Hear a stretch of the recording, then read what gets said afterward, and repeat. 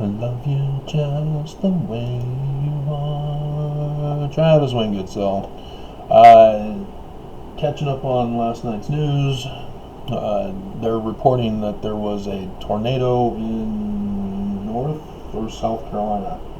I think South Carolina.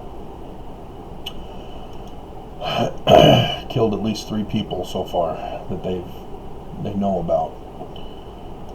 So this storm is massive.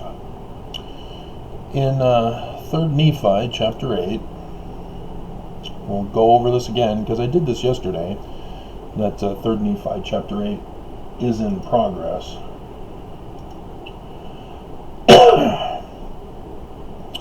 So I'm going to go over it again and explain a little more.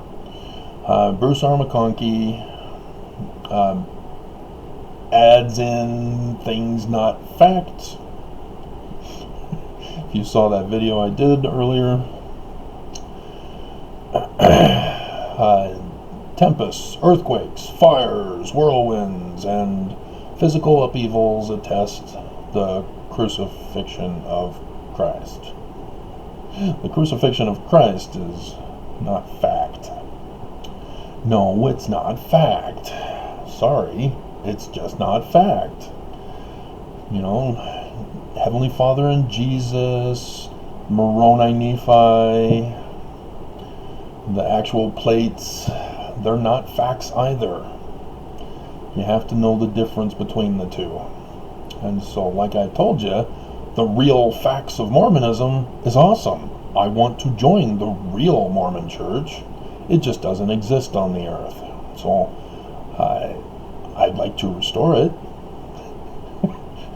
But nobody's going to join me. And so here's darkness covers the land for 3 days. Oh, yeah, solar eclipses. 3 solar eclipses over the United States. Yeah, it's code. And so people are looking for the signs that have already happened as prophesied by Samuel the Lamanite. Well, the birth one has happened. We're still waiting for the 3rd day of darkness, which is the death sign. And I did that with the video about Samson, how Samson goes over each of those 3 days of darkness. But in verse 5, there arose a great storm. So yeah, we had that storm. And if you're unfamiliar with 7, chapter 7 is about King Jacob, who wants to usurp, thus Jacob, the government of the Nephites, and he joins with the kingmen who are a part of the secret Gadianton band, and the great and abominable church is involved. So they all got together in the final innings here and wanted to overthrow the Constitution of America. I mean the Nephites, Mosiah, and they failed to get King Jacob into the 2020 presidency. He loses that election. You have to put all the facts together, and then all of a sudden everything becomes clear. It's amazing how that works. Whereas if you only believe, then you can never establish truth. You can never figure out the code. You're still stuck on whether or not Heavenly Father and Jesus came down in a pillar of light, or whether they came from outer space without a pillar of light, and just the pillar of light you get into nonsense. And so yeah, we have the storm, we have the terrible tempest, terrible thunder, shake the whole earth, divide asunder, and then there's fires, and they're sinking into the depths of the sea. People drowned. Earth was carried up upon the city of Moroniha, and in place of the city there's a mountain. Damn, if that happens, man, it's going to be bad news. and a great and terrible destruction in the land southward. Wait, that's where Samuel the Lamanite was. I hope he's okay. Oh, I'm sure there's a Mormon somewhere who said that Samuel the Lamanite came and visited them. And we have to believe them. Otherwise they get mad at us if we don't believe them. And great and terrible destruction in the land northward. Whole face of the land was changed. Tempests and whirlwinds, thunderings and lightnings, and a great quaking of the whole earth. Highways broken up, roads leveled, spoiled, smooth places become rough. That's used for another parable analogy. Great and notable cities were sunk, many were burned, shaken till the buildings thereof fallen to the earth. Inhabitants thereof were slain, places left desolate, more cities which remained, but the damage thereof was so great, many therein were slain.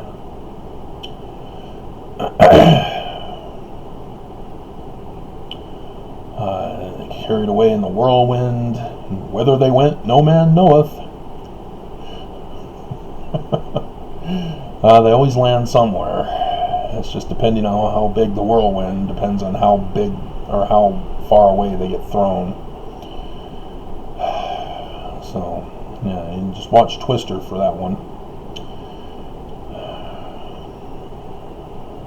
They can't quite get their soundtrack to mesh with the action in the show. They have a little struggle with that. But yeah, this is what we're faced with now, because 7 has already happened. Now we're in chapter 8 and we're witnessing it.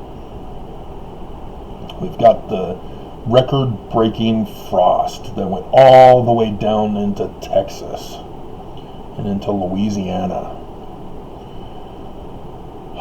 And yeah, Fox News is spreading the lies again, blaming the windmills. You just want to shake your head and bang it, you know, because people actually believe them. I know neighbors who keep quoting Fox News, and I go, guys, you got to stop watching Fox News. They no longer associate with me because I've been kicked out of the church. You know, I'm obviously in the wrong because I got kicked out. You know, I didn't believe the myths. And they got mad because I didn't believe things that weren't true, things that have no evidence. I instead believed in evidence, believed the facts. Can't have that in the church. But, yeah, this is a great and horrible disaster. I wasn't expecting a tornado.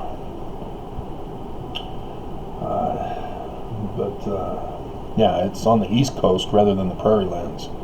Because we still have the rest of this year to go. We're going to have fire season for the summer. We're going to have tornado season. We're going to have the hurricane season. And if we don't have the Saharan desert to blow over the Atlantic Ocean into America again like we did last year, we're going to have more than just one Category 5. So it's we're looking at major disaster this year. And as Biden is overburdened with trying to reverse everything that Trump did, and trying to get more vaccines as we are out, and we're not expected to get any until who knows when, and we need to get them before July, but we're not having them produced, and as a result, no more vaccinations, as we got mutant strains spreading around. Colin Hanks. Saw a movie with Tom Hanks Jr., Colin Hanks. He's the bad guy. And it ended up being a tragedy. Tragedy. Tragedy. And so this is my final thought for you, now that we're talking about tragedy, is that this is what the warning of the Book of Mormon is telling us. We're now in 3rd Nephi 8. This is destruction time because of what the evil Kingmen, Secret Gadianton Band, King Jacob, the Great and Abominable Church have set up to cause this. They've ravished the land throughout not just America but the whole world. If you haven't been hearing about Amazon, they purposely were. Brazil was the greatest abuser of the Amazon, but they warn us over and over again. You need to build Zion. You need to be at peace with the earth. Yes, you can have innumerable populations, but you can't devastate the land for the population increase, because it'll end up as chapter 8. And so the message is the hope that people will establish Zion. That's what the bountiful thing is after all this destruction. But if you don't understand that these kingmen, these Gadianton robbers, this great and abominable church with the inverted pentagram, because they're founded by the devil, that's his sign, is the inverted pentagram, they want their kingdom to rise up from these ashes. They're purposely killing us with coronavirus. That's why we're having such problems with the vaccine rollout. They want a master race when all this is said and done. And those who aren't of the master race, who happen to survive, you'll become the slaves. As they're trying to get as many white women vaccinated as possible to preserve white women for polygamy sex slavery. Just makes me want to cry. But that 3rd Nephi 11 is not a prophecy.